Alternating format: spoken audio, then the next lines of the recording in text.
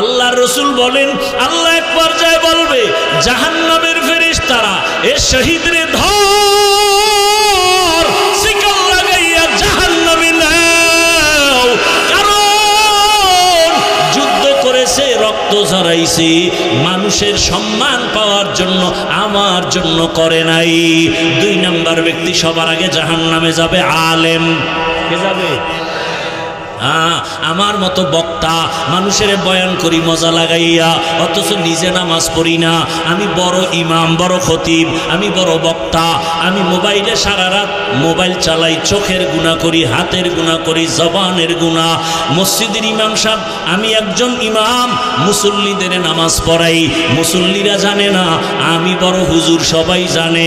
আল্লাহ কয় রেডি হ, আমি আল্লাহ জানি তুই বড় নাপাক মানুষ, তোর এলাকার মুসল্লি জানে তুই বড় ইমাম, আর আমি জানি তুই সারা রাত মোবাইল চালাইছো, তোর হাত না পাক, তোর চোখ না পাক, তোর জিহ্বা না পাক, তোর অন্তর না পাক। কিয়ামতের ময়দানে আল্লাহ বলবে ও আলেম, এলেম শিখছো, কামটা করছো কি? কয় মানুষের দাওয়াত দিছি। কয় তো মানুষে জানে তুই বড় হুজুর, আমি তো ভিতরের খবর জানি। তোর নামটা ছোট দিলে মাথা গরম, আমার নাম কেন পোস্টারে ছোট? মাওলানা লেখে নাই কেন মাথা গরম? আল্লামা লেখে নাই কেন মাথা গরম? কয় নাম্বার? কয় 6 নাম্বার নিচের লাইনে নাম কেন? আমার নাম সবার উপরে দাও, তাহলেই দিল খুশি। মানুষ জানে তুমি বড় বক্তা, আমি জানি তোর অন্তর বড় খারাপ। আল্লাহ বলবে জাহান্নামের ফেরেশতারা ধর, এই আলেমের শিকল লাগাইয়া জাহান্নামে নিয়ে যাও। আবু হুরায়রা রাদিয়াল্লাহু আনহু বলেন আরে আমি তো স্বাভাবিকভাবে বলতেছি, ঘটনা বড় করুণ ঘটনা। আবু হুরায়রার থেকে একটা হাদিস শুনতে মক্কা থেকে আসছে মদিনা। এই শেখা আবু হুরায়রা আসেন তো, আপনার সাথে গোপনে কথা আছে। এক জায়গায় গিয়ে একটা ঘরের মধ্যে বইছে, আমার এই রসুলের একটা মহব্বতের হাদিস শুনান, যেটা আপনার কাছে খুব ভালো, খুব হৃদয়ঙ্গম হয়েছে। আবু হুরায়রা কয় আল্লাহর কি কারিশমা, আজকে আপনি আমি যেখানে বসছি এই একটা ঘর, কেউ নাই, আপনি আর আমি, ঠিক রসুলের ওই হাদিসটা আমি শোনাবো যেই হাদিসটা রসুল শুনাইছেন। একটা ঘরের মধ্যে আমি আর রসুল ছাড়া কেউ ছিল না। আবু হুরায়রা এটা বইলা একটা চিৎকার মেরে বেহুশ হয়ে গেছে। হুশে আসার পরে সাহাবী বলেন আবু হুরায়রা বেহুশ হয়ে গেলেন কেন? বলে ওই সময়ের কথা মনে পড়েছে রে সাহাবী, ওই ঘরের মধ্যে আবার রসুল, যেই রসুলের চেহারাটা দেখার জন্য আমি খানা খাইতাম না, বাড়ি যাইতাম না। আমার রসুলের কথা যেন মুক্তা ঝরে, না খাইয়া ক্ষুধার তৃষ্ণায় রাস্তায় পড়ে গেছে, মানুষ আমারে পাড়ায় গেছে। রসুল আমার একটা ঘরে বসাইয়া এমন তাওয়াজ্জু দিয়েছে, রসুল আমার এমন বরকত দিয়েছে। রসুল ওই ঘরের মধ্যে বৈশা হাদিসটা আমারে শুনাইছে, বইলা আবার একটা চিৎকার মাইরা বেহুশ হয়ে গেছে। সাহাবী বেকার হয়ে গেলেন, বিষয়টা কিনা জানি। আবার আবু হুরায়রা মরে যায়। কয়বার বেহুশ হইল? আবার হুশে আসছেন। আবু হুরায়রা আপনি বেহুশ হয়ে গেলেন 2 বার, কারণ কি? বলে আমার রসুলের মায়া অন্তরে ধাক্কা লাগাইছে। এইরকম এক নির্জন ঘর, আমার রসুল আর আমি ছাড়া কেউ ছিল না। রসুল আমাকে যেই হাদিসটা সেই দিন শুনাইছেন ওইটাই শুনাবো, এটা বইলে আবার বেহুশ, চিৎকার মেরে বেহুশ। 3 বার বেহুশ হইয়া এই হাদিস শুনাইলেন, এই যে ঘটনাটা শুনাইলাম। আবু হুরায়রা কান্না করে, রসুল বলছেন কিয়ামতের দিন গলা কাটা শহীদ জাহান্নামে যাবে। জাহান্নামে সবার আগে 3 জন ব্যক্তি ঢুকবে, সবার আগে। এর মধ্যে একজন শহীদ, আর একজন আলেম, আর একজন হবে মাদ্রাসা মসজিদে যারা দান করে দানবীর। এই দান করনেওয়ালা দানবীর কিয়ামতের ময়দানে সবার আগে জাহান্নামে যাবে। কেমন ভয়ঙ্কর হবে জাহান্নাম! মাদ্রাসায় দান করলেন, আল্লাহ বলবে টাকা পয়সা দিছি, করছো কি? আরে এই যে মসজিদ বানাইছি, চাঁদপুরের জমিনে কত মাদ্রাসা কত মসজিদ। হ্যাঁ, মানুষে তো জানে, তাই আমি তো তোর ভিতরের খবর জানি। টাকা দিছো 50,000, চায়ের দোকানে চাপাবাজি করছো, মসজিদ আমি কইরে দিছি। এরকম চাপাবাজ নাই? টাকা দেয় 50,000, কয় পুরা মাহফিল আমি করাইছি। টাকা দেয় 50,000, কয় মাদ্রাসা তো আমরা চালাই।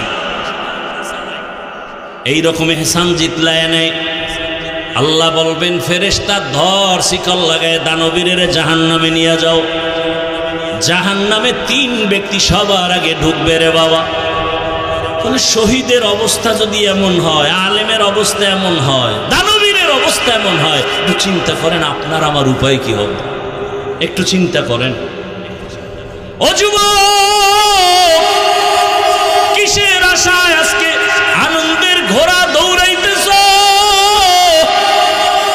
ফেসবুক চালাও, আকামি দেখো খালি, ভালো খবর কি দেখো না রে বাবা। কয়েকদিন আগে আমি বাইতুল্লাহর সফরে ছিলাম, সেই সময়ের ঘটনা তোমাদের লক্ষ্মীপুরের খবর নাই। বিদেশ থেকে টাকার পাহাড় স্বর্ণ অলঙ্কার নিয়ে দেশে আসছে, গাড়িতে উঠছে স্ত্রী সন্তান সহ, বাড়ি যেতে পারে নাই। বাড়ি যাওয়ার আগে গাড়ি পানির মধ্যে পড়ে গেল, চোখের সামনে সন্তানও লাশ, চোখের সামনে স্ত্রীও লাশ হয়ে গেলে দেখো নাই। এরপরও গুনাহ করো। ঘুমের মধ্যে কত যুবকের লাশ, পানির মধ্যে কত যুবকের লাশ, গাড়ির চাকার তলে কত যুবকের লাশ। ও পর্দার আড়ালের আম্মা জানেরা, কয়দিন দুনিয়ায় বাহাদুরি করবেন? চাঁদপুরের এপার ওপার কয়টা মার্কেট আছে, কয়তলা আছে, কোন জায়গায় কি দোকান আছে, ঘুরতে ঘুরতে জীবন শেষ। স্বামীর টাকা গোপনে গোপনে গুনাহের কাজে ব্যয় করছেন। কত ধানে কত চাল মরার আগেই টের পেয়ে যাবেন। অশান্তি নেমে আসবে জীবনে। যুবকদেরকে বলবো, বাবারা আল্লাহর কোরআন সিনায় লাগাও, আল্লাহর কোরআন পর রসুলের সুন্নতের মালা গলায় লাগাও। আমি একটু আগেই বলেছি, আমি একবারও বলবো না স্কুল ছেড়ে দাও, কলেজ ছেড়ে দাও, তাবলিগে যাও, পীরের কাছে যাও। বরং আমি বলবো তুমি ডাক্তার হও, কি হইও না, বেয়াদব হইও না। সব জায়গায় কথাটাই বলি। বলতে পারো হাফিজ ভাই বেয়াদব হব না, কথার ব্যাখ্যা কি? 3 জায়গায় বেয়াদবি করবা না, যদি করো মরার আগে তোমার জীবন ধ্বংস হয়ে যাবে। 1 নাম্বার জায়গা মা বাবা, 2য় জায়গা তোমার শিক্ষক, 3 নাম্বার জায়গা ওলামায়ে কেরাম মুরব্বী। এই 3 জায়গায় যদি বেয়াদবি করো, আল্লাহর জাতের কসম মরার আগে জীবন পঙ্গু হয়ে যাবে। মা বাবার বরদোয়া যদি লেগে যায়, জীবন ধ্বংস হয়ে যাবে। শিক্ষকের বরদোয়া যদি লাগাও, বরদোয়ার কারণে তোমার লেখাপড়ার জিন্দেগি ধ্বংস হয়ে যাবে। ও আল্লাহর বান্দারা, উলামায়ে কেরামের বরদোয়া যদি কপালে লেগে যায়, বাবা তোমার জিন্দেগি আর আদর্শ চরিত্র খুঁজে পাওয়া যাবে না। অতএব তুমি ডাক্তার হও, এই 3 জায়গায় বেয়াদবি করে বেয়াদব হইও না। তুমি ইঞ্জিনিয়ার হও, আদবওয়ালা ইঞ্জিনিয়ার হও। আর যদি বেয়াদবি করে ডাক্তার হও, তাসলিমা নাসরিনের মতো জুতার বাড়ি খাইয়া দেশ থেকে পালায়ে যেতে হবে। তাসলিমা নাসরিন কি এই শ্রীরামদির ডাক্তার নেই? MBBS ডাক্তার, অনেক বড় শিক্ষিতা, কিন্তু বেয়াদবি করলো আল্লাহর সাথে, রসুলের সাথে, উলামায়ে কেরামের সাথে। এগুলি বলার সময় নাই, কিন্তু এমন বেয়াদবির কারণে এ দেশে থাকতে পারে নাই। এত কপাল খারাপ, মরার পরে লাশটাও দেশে আসবে কিনা বলার উপায় নাই। এই ডাক্তার না হইয়া রিক্সা চালায় খাওয়া কি ভালো? এই মিয়া, তুমি যদি বেয়াদবি করিয়া জুলুম করিয়া 10 তলা বিল্ডিং বানাও, ওই বিল্ডিং রাতারাতি উঠবে, রাতারাতি দখল হয়ে যাবে। তোমার জঙ্গলে ঘুমান লাগবে, বিল্ডিংয়ে ঘুমানের কপাল হবে না। এই বিল্ডিং এর দাম কি? তুফানের মতো আসছে, তুফানের মতো আবার চলে গেছে। ব্যাংকের মধ্যে কোটি কোটি টাকা রেখেছ, কি লাভ হবে যদি ওই টাকা নিজেও ভোগ করতে না পারো, সন্তানরাও না খাইতে পারে? এর সেই রিক্সা চালায় আলু ভর্তা দিয়ে খাইলেও শান্তি, কি ঠিক না? আল্লাহ হেদায়াত দান করুন, আল্লাহ হেদায়াত দান করুন। এরে আম্মা জানেরা, গাছ ভালো হলেই তো ফল ভালো হবে। আপনাদের সন্তানদেরকে যত বয়ান শুনাইছি, আপনারা যদি একটু চেষ্টা না করেন কামিয়াবির দরজা খুলবে না রে আম্মা জান। এই দুনিয়াতে যত ভালো ভালো সন্তান আসছে মায়ের আদর্শের কারণে। এজন্যই তো বিশ্ব বরেণ্য দার্শনিক জবরদস্ত ওলিয়ে কামেল বুজুর্গ ইমাম গজালি রহমাতুল্লাহ আলাইহি লিখেছেন, প্রত্যেকটা সন্তানের জন্য শিক্ষিকা হলো প্রাথমিক তার মা। মা যা শিখায় তাই শিখে। মা সন্তানের শিখায় কি? কয় তুমি বিদায়বেলা সালাম দিয়ে কও আল্লাহ হাফেজ, সন্তান তাই শিখে। আর এক আম্মু শিখাইছে সালাম ঠালাম নাকি টাটা দাও টাটা। বাচ্চা কি শিখছে? কথা বলেন না কেন? টাটা দেয়। দেখবেন ঘরের আম্মা যান, আপনি যখন নামাজ পড়েন আপনার বাচ্চাটাও কিন্তু আপনাকে দেখে। আজান যখন হয়ে গেছে মাথার কাপড় টাইনা দিছেন, অজু বানাইছেন, দেখেন পরীক্ষা কইরা ওই বাচ্চাটাও কিন্তু মায়ের পাশে পাশে বাথরুমে যায়, ওয়াশরুমে গিয়া মাও অজু বানায়, বাচ্চা অজু বানায়। বাচ্চা অজু বানাইতে গিয়া হাফ গোসল করে ফেলাইছে, ও তো আর নিয়ম কানুন বোঝে না। মা আইসা যায় নামাজে দাঁড়াইছে, বাচ্চাও মায়ের পাশে যায় নামাজে দাঁড়াইছে। মা বুকের মধ্যে হাত বেঁধে তেলাওয়াত শুরু করেছেন, আলহামদুলিল্লাহি রাব্বিল আলামিন আর রহমানির রহিম মালিকি ইয়াউমিদ্দিন। বাচ্চা তো বুঝে না মা কি কও, দেখে ঠোঁট নাড়ায়, বাচ্চাটাও মাছের মতো ঠোঁট নাড়ায়। দেখছেন নি কারবার? নামাজ নাই, বউ আনছেন ডানা কাটা ভরি, দেখবেন কচু ডানা কাটা ভরি লইয়েছে ঘরে, বুঝেন নাই তো? ডানা কাটা ভরি মানি ও ঘরে আইলি ডানা কাটবে। কিছুদিন আইয়া কয় তোর মায়ের ডানা ভালো না, কিছুদিন পরে কয় তোমার বাবার ডানাও ভালো না। এখন এই স্বামীকে তা কর্মুখী কয় এই বাড়ি সেইরা শহরে ফ্ল্যাট লও। ফ্ল্যাট লইয়া স্ত্রী এক রাস্তায় দৌড়ায়, স্বামী আর এক রাস্তায় দৌড়ায়। কিছুদিন পরে কয় তোর ডানাও ভালো না। ওরে ফকির বানাইয়া এইবার হিজরত করছে ভিন্ন দিক। কথা বলেন ঠিক নি? বড় কঠিন হালাত। এরে আমার যুবক, কত যুবকের ব্যবহার দেখলে মনে হয় রুমাল দিয়ে পা মুছাইয়া দেই। ঢাকা কলেজে গিয়ে দেখো তোমার মতো যুবক কলেজে ক্লাস করে, পাগড়ি লাগানো, বড় দাড়ি, বড় জামা নাই। ও যুবক বাবা বলো তুমি কেন পারো না?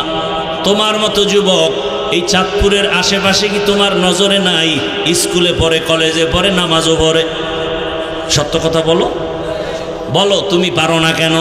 অবশ্যই হয়তো মা বাবার কপাল পুরায় দিছে, বরদোয়া লাইগেই গেল নাকি, না শিক্ষকের সাথে বেয়াদবি করেছো, নাকি আলেম ওলামার সাথে বেয়াদবি করে ফেলেছো। না হয় এমন কপাল কেন হবে? তোমার মতো কত যুবক জেনারেল লাইনের মানুষ, র্যাব, আর্মি, পুলিশ, বিডিআর নামাজ পড়ে, তুমি কেন পারো না?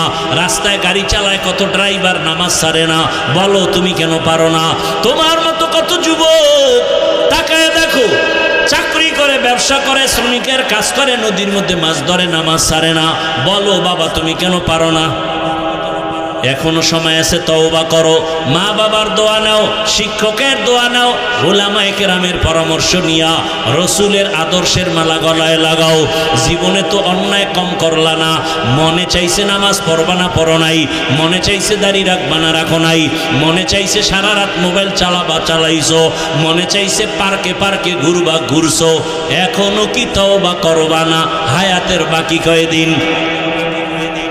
ও পর্দার আম্মা জানেরা, অল্প আমলও জান্নাতের পথ খুলে দিবে।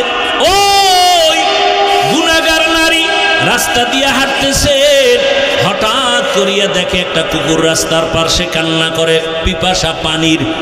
মহিলা গুনাহগার, জাহান্নামী। এলাকার মানুষ সবাই জানে এই মহিলা খারাপ। কুকুরের কান্না দেখা মহিলার দিলে মায়া লাগছে, দৌড়াইয়া গেছে পানির কূপে, পানি উঠাবে, কুকুরের পান করাবে, কিন্তু পানি অনেক নিচে, উঠানোর পাত্র নাই। পায়ে ছিল চামড়ার মোজা, মোজাটা খুলছে, মোজা নিয়ে নিচে দিয়া দেখে পানি এখনো নাগালে নাই।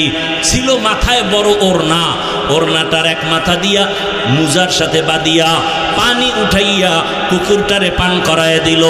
রহমতের নবী ঘটনা শুনাইয়া সাহাবায়ে কেরামদের বলেন, ও সাহাবায়ে কেরাম, শুনছো এই জাহান্নামী গুনাহগার নারীটা কুকুরের পান করাইয়া, পানি পান করানো মাত্র একটা গাইবী আওয়াজ আসছে। গাইবী আওয়াজ আইসা কয়, ও জাহান্নামী নারী, তোমার নামটা জান্নাতি খাতায় লেখা হয়ে গেছে।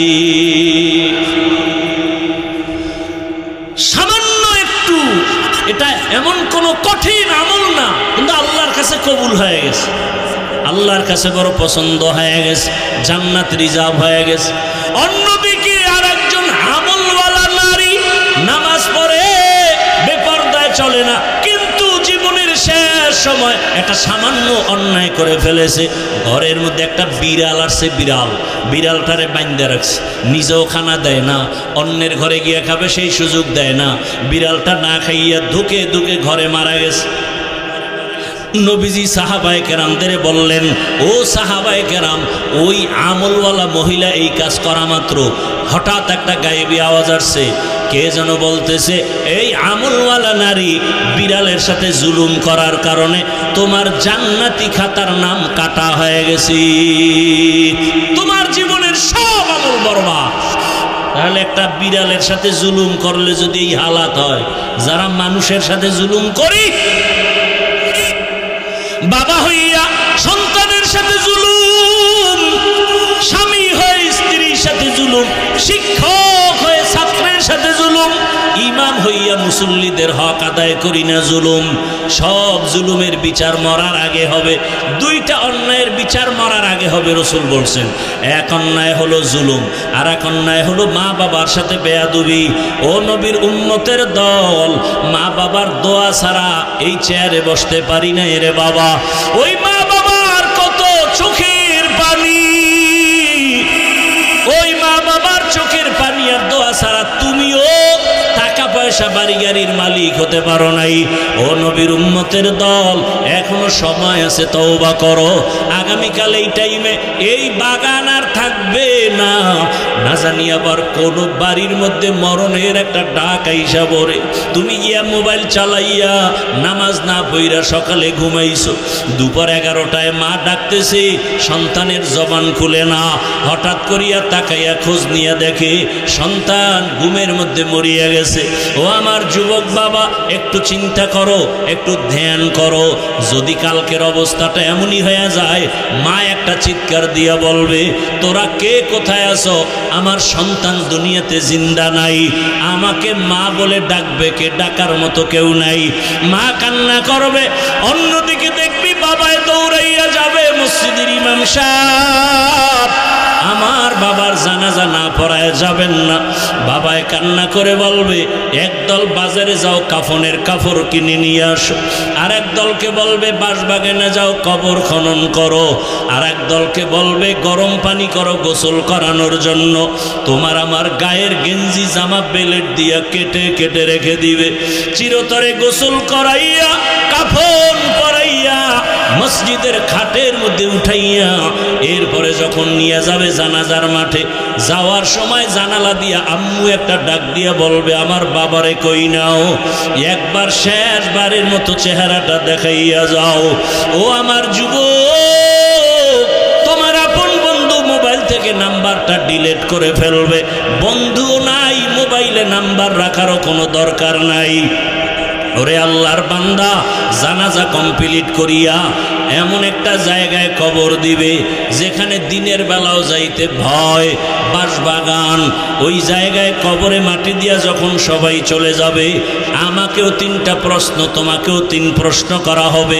রবের পরিচয় দাও, ধর্মের পরিচয় দাও, রাহমাতুল লিল আলামিনের পরিচয় দাও। ওরে আল্লাহর নবী বলেন, যারা জবাব দিবে তাদের কবর হবে রওজাতুম মির রিয়াজিল জান্নাহ, আর যারা জবাব দিতে পারবে না তাদের কবর হবে হুফরাতুম মিন হুফারিন নার। ও আমার যুবক বাবা, দুনিয়াতে গরম সহ্য করতে পারো না, গুনাহগারের জাহান্নামের গরম কেমনে সহ্য করবা? আল্লাহর কাছে তওবা করো, মনে মনে আল্লাহকে ডাকো আর বলো, হে মালিক, জীবনে গুনাহ করে করে জীবনটাকে নষ্ট করে ফেলেছি। আমার মা বাবা ভাই বোন আপন কেউ জানেন আমি কত বড় অন্যায়কারী।